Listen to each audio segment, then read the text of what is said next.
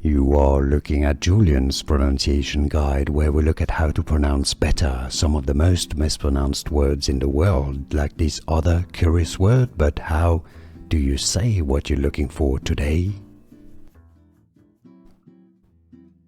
We are looking at how to pronounce the German umlaut with the letter U. So that's your letter U with the two dots on top of it.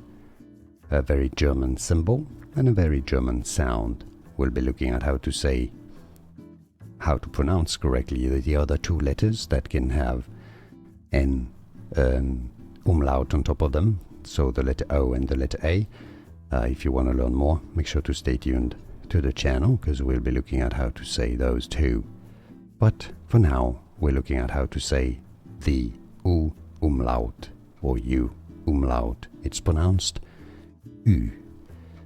U is how you say it. So for this you have to, it's a bit like an O, but you have to close your mouth a bit more. U. It's very much like the French sound for the letter U. U. The German umlaut for the letter U is U. U. So it's not U, but U. U. Simply U is how you say it. And now you know. More videos for you here to learn more correct pronunciations. I'll see you there. Thanks for watching.